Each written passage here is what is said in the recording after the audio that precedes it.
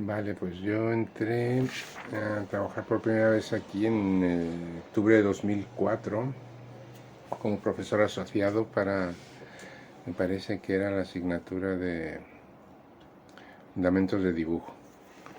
Bueno, mi formación ha sido la gráfica y también me especialicé en Alemania en el libro de artista. Mm, pero el dibujo fue estado siempre como una columna o algo esencial dentro de mi trabajo y de mi formación, no en el sentido que se aplica como que el dibujo es la base porque tienes que encajar, sino como, pues ya te imaginarás, como una postura orgánica de, de empatía con el entorno, de percepción, de muchas cosas que quizá no se entienden como tácitamente sea el dibujo. Pues yo lo engendraría o lo visualizaría más como una manera de, no de dibujar, sino de ver la vida. Entonces, bajo esas premisas, pues mi desarrollo siempre ha estado, o sea, siempre mi trabajo de dibujo ha sido paralelo a todo, de una manera subterránea, porque todo lo que tengo es básicamente inédito. Yo no he hecho exposiciones de dibujo, no muestro mis cuadernos, pero he estado ahí siempre. Si puedo pintar es porque he estado dibujando, si puedo grabar es porque dibujo, si puedo esculpir, o sea, si puedo, todo está relacionado con ello. Bueno, y básicamente eso, mi contratación fue en dibujo y posteriormente, bueno, no, a pesar de que mi formación era en gráfica, no entré a ninguna asignatura de grabado y cuando una profesora que daba anatomía artística, Kika, tuvo un accidente, pues entré yo a sustituirla. Y ahí es como empezó mi andadura en dibujo, básicamente porque entré totalmente sin nada a impartir anatomía, desde luego. Lo único que me dijeron, pues este es el libro de texto, estudiatelo, y es lo que hacía. Pero a las pocas clases me daba cuenta que no tenía sentido memorizar, repetir lo que ya estaba en el libro. Y me pregunté qué tan importante sería poder aplicar lo que mi visión a la anatomía. Y de ahí empezó a desarrollarse el sistema que tú ya conoces y a comprender que de nada sirve memorizarte los músculos si no sabes realmente su funcionamiento, cómo puede influir eso en una pose o en tu manera de dibujar, pues no tendría caso. Estuve muchos años, hasta el 2012, en anatomía. Creo que yo me encontraba ahí muy a gusto, pude haber seguido, pero bueno, los directivos decidieron que entonces sí empezara o que me enfocara más a gráfica y ya estuve con fundamentos del grabado y la estampación, estuve con grado calcográfico, con silografía y después libro de artista. Paralelamente también se me llamó cuando pasó a grado toda la docencia para impartir una asignatura que estaba ahí en el limbo, que era dibujo y expresión. Y dije, bueno, pues esto me viene fenomenal. El problema es que eran muy poquitos créditos. Y a partir de entonces, pues hemos podido o hemos intentado en esos 4 meses, que al final son muy pocas horas, poder desarrollar esta metodología. No obstante, este año me asignaron también, o la solicité, figura y espacio por la jubilación de Roberto Jiménez, y sí empecé. Es complicado poder aplicar también intentando que no se solapen, pero finalmente, bueno, creo que se puede desarrollar. Y al final, por cambios de POD, por otra profesora que prefería esa asignatura, yo siempre intenté movimiento, pero tampoco se ha podido, entonces daré configuración gráfica, que digamos que es una que tiene muchos créditos, tiene también 12, pero podía ser una asignatura que se acoplara o que pudiéramos nosotros desarrollar desde un principio con todas estas premisas.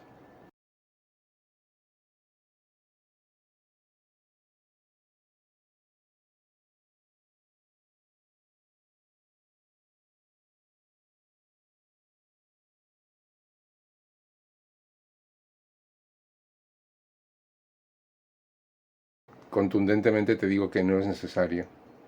No es necesario pasar por ello, así como un niño para que aprenda a hablar no es necesario que aprenda gramática primero. Entonces hay una manera natural de dibujar que es propia a cada uno de nosotros.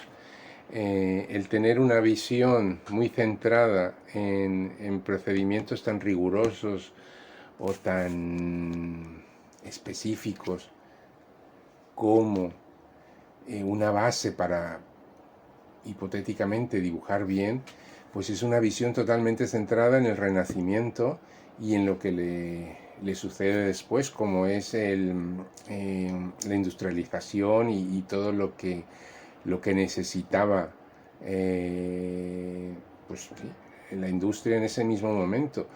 O sea, nosotros, ¿qué nos interesa formar o qué nos interesa que la gente, los alumnos que entren, puedan desarrollar? Pues en primer lugar encontrarse ellos mismos a gusto, encontrar un lenguaje a través del cual puedan expresarse fluidamente, y lo demás de la representación, y es que eso ya es otro apartado. Yo no estoy diciendo que desaparezca, por supuesto que no, sería necio de mi parte, pero sí enfocarlo a lo que es. Yo no puedo, o sea, no me cabe en la cabeza que una persona dibuje como una fotografía y que sepa y que él crea que está dibujando bien, o que la gente piense que entonces estas inercias de tanto de conocimiento como más en una facultad de bellas artes, yo creo que deben, si no desaparecer, deben de plantearse y deben de cuestionarse desde unas bases objetivas y no desde el seguir algo que supuestamente es una tradición, y por ser una tradición ahí hay mucho trasfondo que por supuesto todo es cuestionable y todo se puede refutar.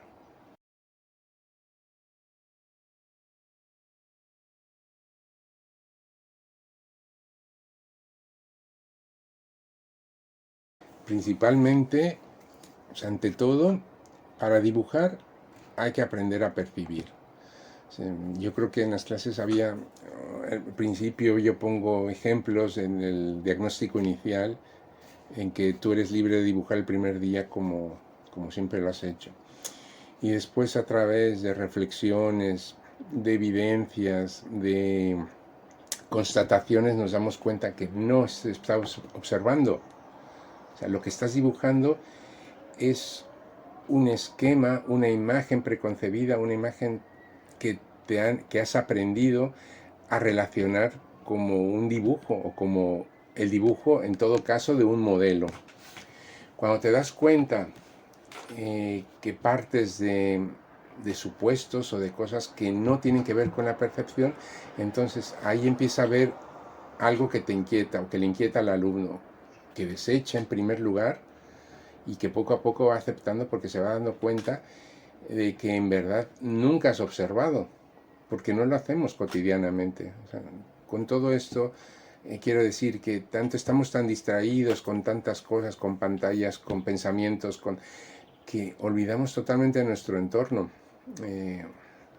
Ken Robinson decía que tenemos la cabeza, o sea, que tenemos el cuerpo únicamente para trasladar nuestra cabeza a las reuniones, a comer, a casa, al trabajo, no sé qué. Pero es que es verdad, no somos conscientes de nuestro cuerpo ni de las sensaciones que nos está transmitiendo nuestro entorno. Entonces, eso primero. Y después que tú ya aprendes a percibir, es reaccionar con tu cuerpo precisamente ante esos estímulos externos.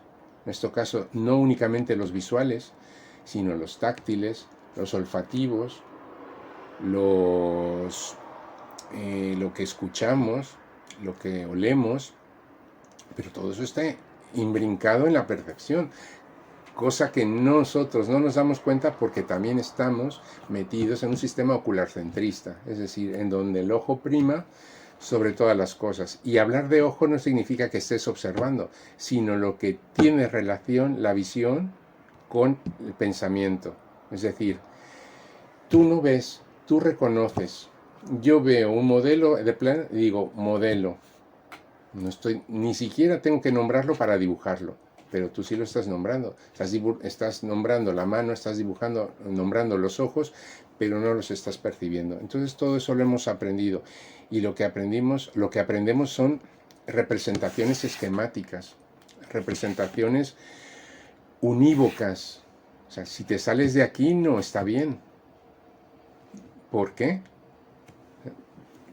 ¿Sabes también por qué se hace de esta manera? Porque ¿quién ahora mismo te puede decir cómo emplear tus emociones? No te digo tus emociones, tus sensaciones, tus percepciones, cómo las puedes no partir, sino vincularlas entre sí para que te den una respuesta orgánica, vívida.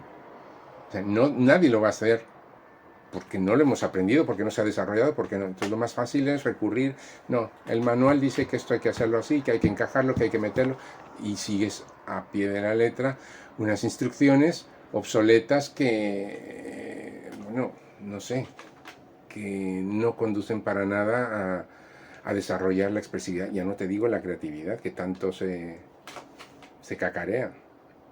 ¿Mm?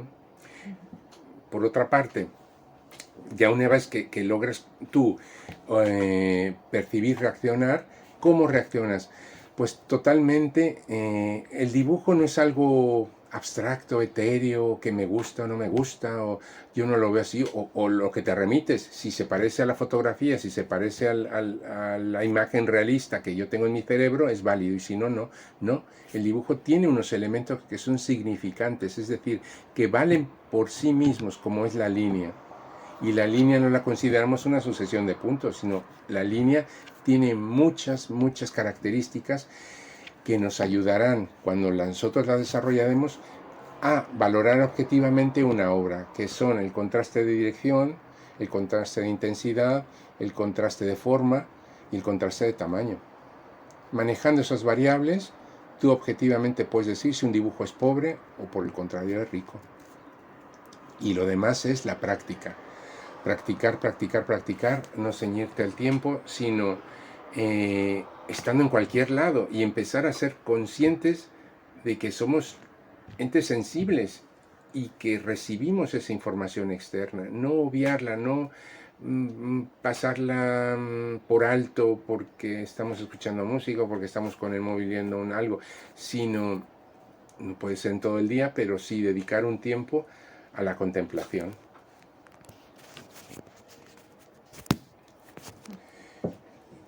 Por otra parte, ya una vez que tengamos esos tres pilares, que es la observación, el reaccionar a esa observación y cómo reaccionas a esa observación, ya en sí con la metodología que se encarga de gestionar esas emociones a través de nuestro trazo. O sea, el trazo es lo que nos va a evidenciar si realmente todas estas premisas anteriores se están cumpliendo, si estamos observando, si estamos siendo sensibles a esa observación, y finalmente el trazo nos indicará cómo lo estamos haciendo.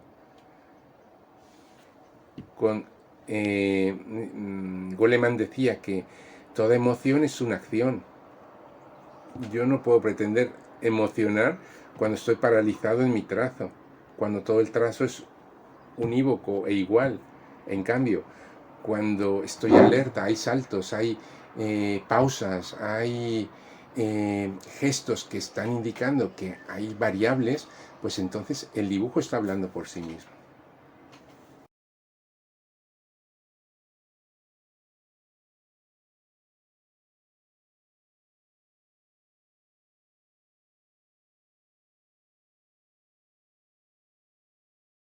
Por supuesto, lo que te debe dar este tipo de aprendizaje o de experiencia es, como te decía antes, a poder percibir, a poder observar esas características que son esenciales y yo me atrevería a decir indivisibles en una figura, en una forma, en cualquiera, o sea, en una forma plástica, que precisamente es una estructura.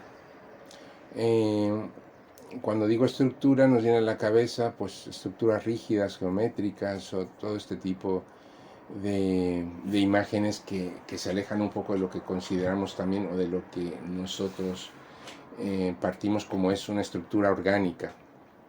Esta estructura orgánica se genera desde su interior y a través de concretamente de no despegar el lápiz del papel, tú puedes enlazar todos estos trazos, tú puedes variar, acentuar, enfatizar, atenuar todo lo que en ese momento no pasa por tu cabeza, sino pasa por tus ojos y por tus sentidos. En este caso tú estás dejando un registro objetivo, pero la persona que no está, no digo adiestrada, mínimamente en poder percibir, lo que va a ver son únicamente rayones, tachajos, no sé, garabatos, y garabatos en el sentido peyorativo con el que se emplea. ¿Qué pasa con esto? Que aunque tú te bases en una forma objetiva, una persona, una mesa, un árbol, no estás representando, sino estás captando justamente esa forma interna que es una estructura no visible en apariencia, que tienes que indagar, que tienes que sumergirte en lo que estás viendo. No puedes tú encontrarla con un vistazo o a través de una fotografía, sino tienes que contemplarla. A eso me refería yo con la contemplación. Y ya en el momento que estás observando y dibujando, llega un momento en que tus pensamientos pararán. Y entonces sí que te serás uno con tu referente. En ese momento, o cuando decidas terminar el dibujo, sí que hay aspectos gráficos objetivos que puedes valorar como diciendo, este trazo es genuino, este otro no. O aquí tú estuviste dudando, no pasa nada con que dudes. Pero si el dibujo prevalece, la duda, el miedo, borras otra vez, pues quiere decir que no estás vinculado con lo que estás observando. Estás vinculado con tu mente y tu mente, a partir de ahí, te está dando una representación. Si no caza con ella, con esa imagen general, entonces viene la frustración, viene el abandono, viene el yo no lo sé hacer, el no me gusta, o sea, todos son valoraciones que se alejan de lo que es realmente un dibujo.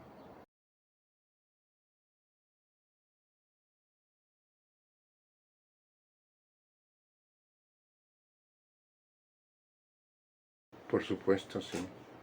Sí, porque yo lo he corroborado muchas veces, incluso a veces yo me sorprendo cuando mis hijas eran pequeñas decirle, venga, ¿y qué has dibujado? Entonces, ¿el qué has dibujado?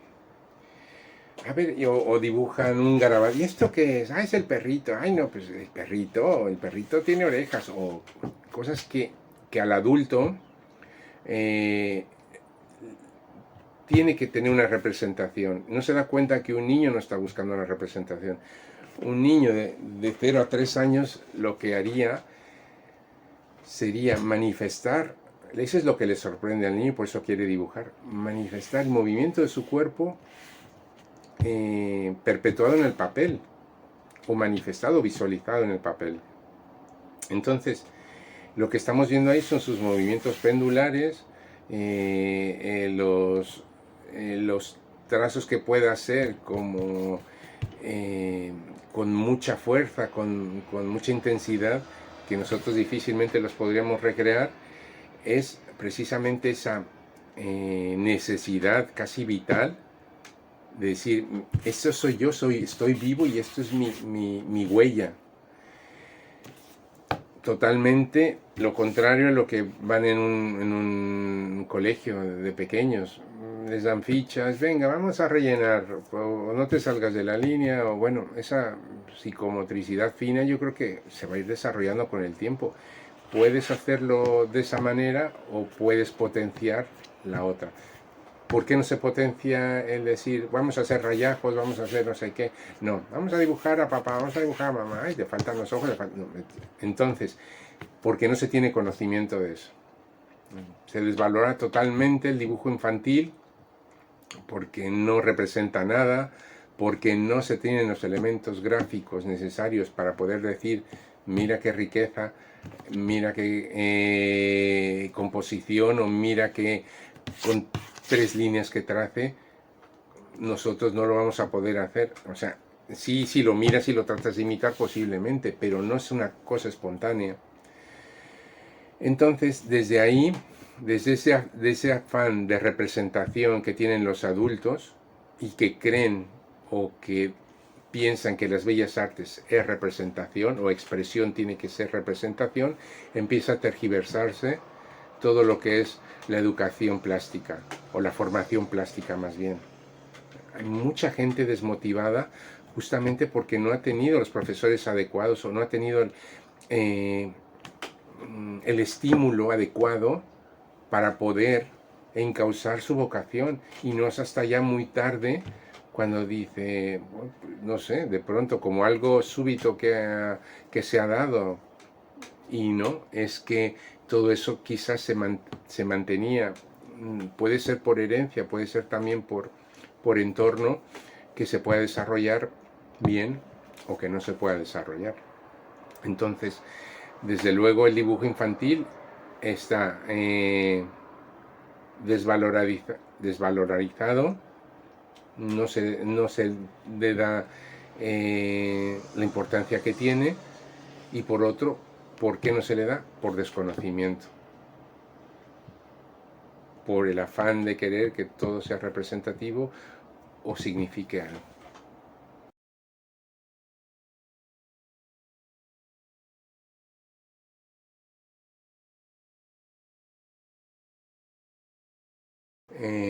Sí, desde luego el niño hay que dejarle, tú no le puedes poner pautas al principio, tú no puedes decirle que no se salga del papel o ponerle un folio A4 cuando él necesita 2 veces 100 por 70 para sentarse y dibujar con todo su cuerpo y ver su propia acepción en el papel.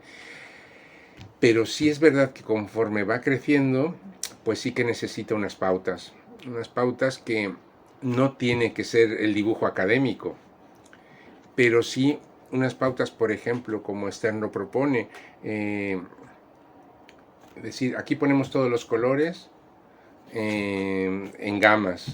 No mezcléis, no pongas el pincel, si utilizas este verde, no pongas el azul aquí, porque lo vas a ensuciar. Si lo quieres ensuciar, hazlo en el papel. Entonces, una serie de pautas para que son básicas de convivencia también, pero no de restricción, sino me tienes que hacer una manzana y tiene que ser roja, y un árbol, o que esté en el árbol, que tenga el tronco marrón y verde. Entonces son pautas que también no se sabrían conocer o no se sabrían aplicar por falta de desconocimiento. O sea, la gente diría, yo conozco a veces, no conozco, sé de academias que enseñan a niños de 5 a 6 años, que los ponen a dibujar, bueno, y los ponen, entonces ya dice, ay, no, es que está muy inquieto, no sé qué, pues le tengo que poner ejercicio. Entonces con el ejercicio quizás se centran, pero hay que tener cuidado precisamente en equilibrar, y que no vaya a ser que el ejercicio finalmente coarte si es que el niño tiene una inclinación o una facilidad al tipo de expresión del que hemos hablado, por ejemplo, ¿no? Que si pudiera tener algo, que el niño es más tranquilo, obediente quizá, te lo haga, pero su inclinación podría ser de otra manera. O sea, el niño podría ser muy bueno para matemáticas, para un trabajo más de introspección quizá, y si tú lo pones a hacer lo otro, pues se frustraría, y el lado contrario también. Bueno, que te quería comentar, por todo lo que has dicho se me ha venido a la mente que en la academia en la que yo doy clase hay un alumno que tiene 5 años y claro, o sea, ya sabes, con 5 años te imaginas lo que es capaz de hacer. Y claro, me viene y me dice que quiere aprender a dibujar a no sé qué personaje de una serie y que sus padres le han puesto en casa vídeos de aprender a dibujar a este personaje y claro, yo es como, ¿qué hago contigo? O sea, Mm, es que aunque intente que lo hagas, es que no vas a ser capaz de hacerlo, porque es que tiene 5 años, no claro, tiene, es que claro. no se puede. Entonces eso, el choque ese con los padres. Y también otra cosa que se me ha venido a la mente, que hay otro alumno que tiene 8 años, Sí. que él es súper expresivo. O sea, lo hace todo súper rápido, pero encima, o sea, no sé, es genial, es genial. Y pero de manera figurativa, todo figurativo, pero Mm, súper rápido. Y, pero como que se empeña en que quiere ya aprender a dibujar y dibujar súper bien sus personajes. Y claro, para eso hace falta lentitud, no rapidez y expresividad. Entonces, claro. claro, yo intento explicársela, pero al final no te hace caso. Y es contradictorio porque lo que quiere y luego lo que Lo es que puede, como, claro, como es él, no es tan compatible.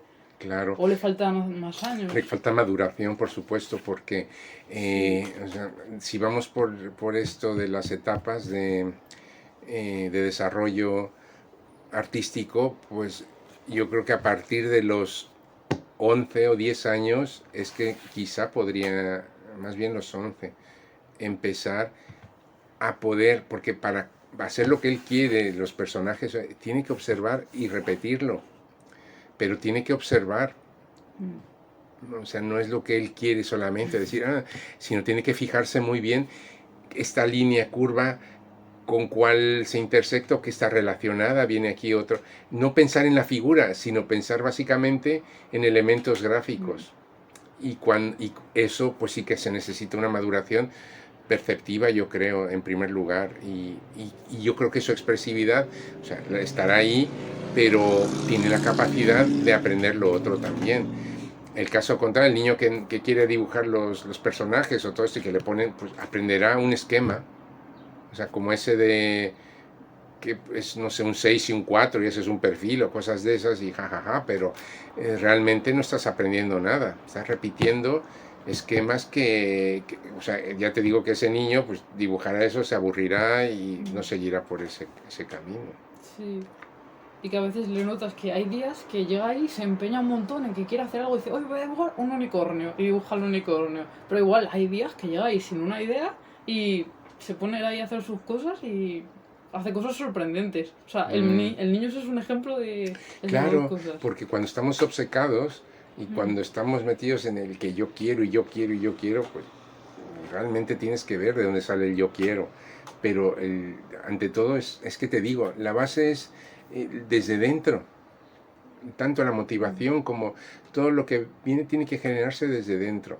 Porque si no, todo lo externo y más que lo intentas encajar o acoplar a determinadas personalidades o edades, pues no va a poderse dar fácilmente, desde luego. Fácilmente no.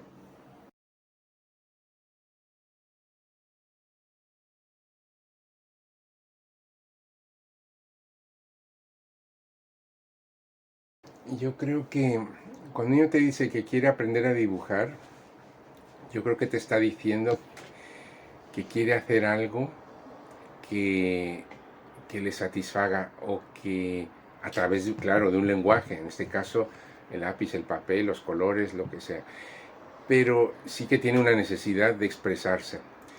Pero lo que hablábamos antes, la manera en que lo hagas va a ser determinante para seguirlo motivando o para frustrarlo definitivamente. Estoy pensando en mí mismo. Recuerdo cuando, no sé, iba en tercero de primaria, sí, sí, creo que era, y teníamos una lámina con creo que cuatro de las estaciones del año, y había que dibujarlas, entonces, iluminarlas o rellenar el dibujo que ya estaba hecho. Mm. Entonces yo gané eso, pues gané lo que era, no sé si era un concurso o lo había hecho muy bien. Y recuerdo que mi hermana tenía unos colores, unos lápices de colores que se llaman Prismacolor, que eran fabulosos porque tú lo apretabas y te dejaba una saturación, una intensidad y me decía, no, eso siempre los vas a utilizar cuando tengas que apretar, o sea, y los dibujitos, yo sí recuerdo que eran muy contrastantes, o sea, el cielo era muy azul, el otro recuerdo algo morado, o entonces, claro, la valoración era inusual, pero cuando después vienen las clases de dibujo y te ponen un esquema de un pajarito con dos circulitos, entonces yo recuerdo ya no recuerdo yo nada de dibujo, hasta que, bueno, yo quería estudiar arquitectura y resulta que tampoco fui apto para eso porque estaba lleno de matemáticas y después de una introspección ya de adulto, a los 20 años, pues pude decir, bueno, yo quiero hacer esto. Entonces es muy importante que no, que haya muchas alternativas o muchas maneras de decir, pues no solamente se dibuja de esta manera, tú puedes hacer eso, que quizá no es tanto el dibujar, sino que te puedas expresar. Yo tengo un hijo pequeño ahora, que tiene 2 años, entonces, ¿qué es lo que hace su madre? Pues lo pone a dibujar, claro, no le gustan los lápices, le gustan las ceras, pero después ya se... Y lo que ahora más le gusta es dibujar en papel grande con pincel. Entonces, como la pintura, pues ya... Entonces le pone barbotina con barro. Y con eso se pinta él, pinta si hay una pieza por ahí. Pero entonces está dibujando, pero ¿qué está haciendo? Está al final expresándose en un medio que es fluido. Pero si tú no sabes, si tú dices, es que no le gustan los lápices, o es que los rotuladores después empieza a rayar el suelo, el sofá o lo que sea, y se los quita y dice, no, no, eso ya no, eso ya no. Entonces hay que intentar, es mucho trabajo, es muy sacrificado, porque tienes que estar ahí. Pero si tú claudicas, que es lo que le pasa a la mayoría de los padres, o lo llevan a la academia, pero en la academia si se encuentra alguien como tú, excelente, pero si no, vale, siéntate ahí. A veces paso por una academia que está cerca de casa y lo veo que están sentaditos iluminando la cosita o la estrellita, está ahí Entonces, pues, eso no es expresión artística. Entonces, para eso yo pondría en niños siempre, porque eso es, a ellos les hace estar en otra dimensión, es un papel grande en la pared, pinturas con pincel y que empiecen ellos a dibujar lo que sea. No ponerles quizá después de mayores, pues sí, vamos a dibujar esto, vamos a dibujar lo que, porque sí necesitan una pauta. Pero en un principio es dejarles total, si no libertad, sí libertad de acción y de decisión en ese sentido.